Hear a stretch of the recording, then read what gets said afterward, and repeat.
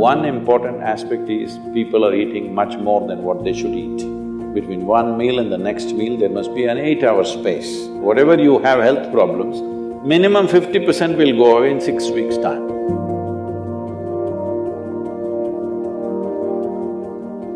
Namaskaram Sadhguru. Fasting on auspicious days has existed in India since time immemorial, but many Indians believe that it's unscientific and illogical until the work on autophagy induced during fasting has been awarded the Nobel Prize. Even I started doing intermittent fasting this year.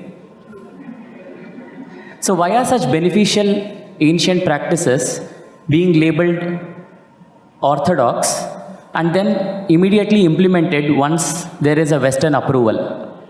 That's because you don't have the right color of the skin.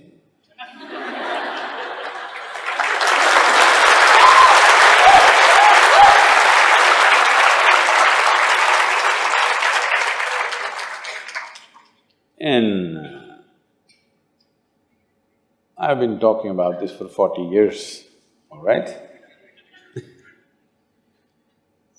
And I have seen hundreds and thousands of people who just become healthy and well simply because they're not fueling up all the time when the tank is filling. In the yoga center, everybody eats at 10 o'clock in the morning and at 7 o'clock in the evening. Our lives are very physically active. There are no automobiles inside the ashram, it's a large place. Everybody either walks or cycles. Even if you have to go to the dining hall, it's a kilometer. If you want to go to your workplace, it's half a kilometer, 1 kilometer, like this. All the time, people are physically active. So everybody is very hungry. By the time it's 3:30, 4 o'clock in the evening, they're extremely hungry. But we learn to live with that because hunger, empty stomach and hunger are two different things. Hunger means your energy levels start dropping. But empty stomach is a good thing. In the yogic sciences, today modern science also is coming in line with this. But what we know by our experience, you will spend $1 billion to come there. Because research is all about how many $1 million, that's how it is. Your body and your brain works at its best only when your stomach is empty. So we always make sure we eat in such a way, how much ever we eat, our stomach must be always empty within 2 to 2.5 hours' time maximum.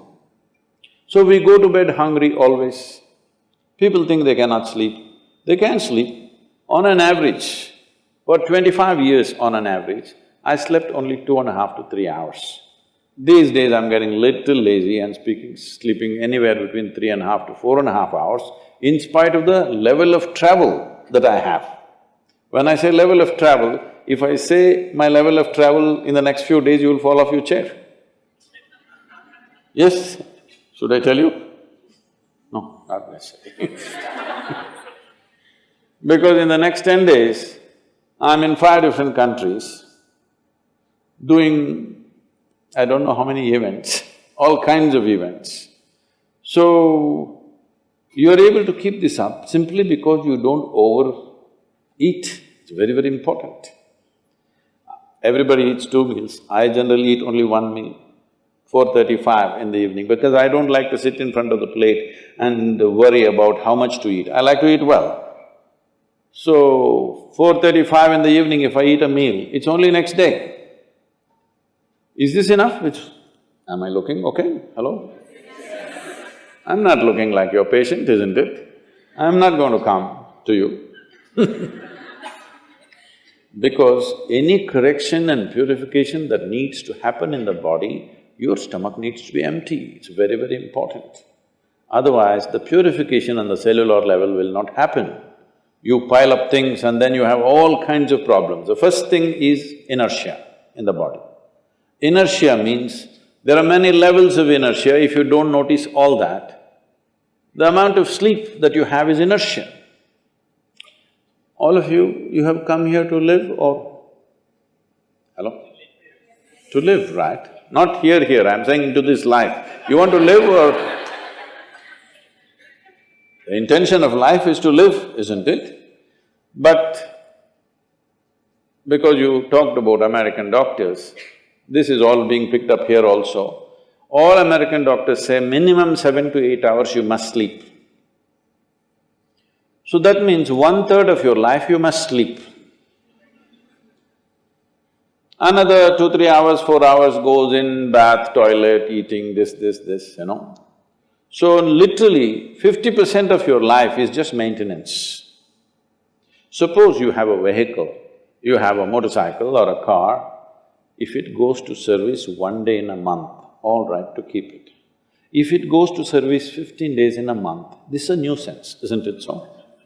Most people have made their systems into a nuisance because their own body is a big impediment in their life. Anything they want to do, their body will not allow them to do. So in this there are many aspects. One important aspect is people are eating much more than what they should eat. Simply because they have been told, you must eat more, otherwise you will become weak, this, that. No, it is the way you keep your body. Today everybody is trying to work towards a fuel-efficient car, motorcycle, everything. This means what? If the machine runs smoothly, it'll consume less fuel, isn't it? So if you sit here and you are very much at ease, now it'll consume less fuel. If you like this all the time, then it'll consume more fuel, it'll want you to eat. Compulsiveness will come about this. So, this new name, intermittent eating you should see, in United States, people come to our programs will run 10 hours, 12 hours. So, but they will come with some biscuit and something else. They say, I have sugar intolerance, I have to eat.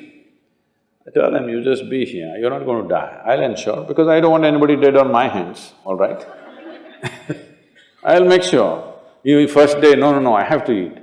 By third day, they gave up all that. 12 hours without food they sat there, they're perfectly fine.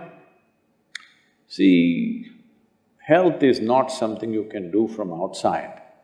Health is something you have to do from within. From outside, when something goes wrong, you can seek some help. But all the time something is wrong with you, this means what? You're a faulty machine. Yes?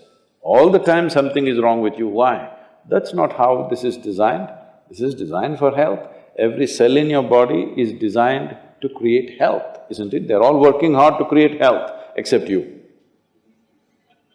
So, minimum 8 hours gap is what is recommended in yoga. Between one meal and the next meal, there must be an 8-hour space. If you do this, you will see half your problems of health, whatever you have health problems, minimum 50% will go away in 6 weeks' time. If you do certain other things which may right now seem little extreme to you, if you have a little yogic practice, something meditative within you, then you will see 90% of your problem will go off. 10% if it still persists, we can treat it. Now, it's become like this, the healthcare systems, especially where there is heavy insurance policies.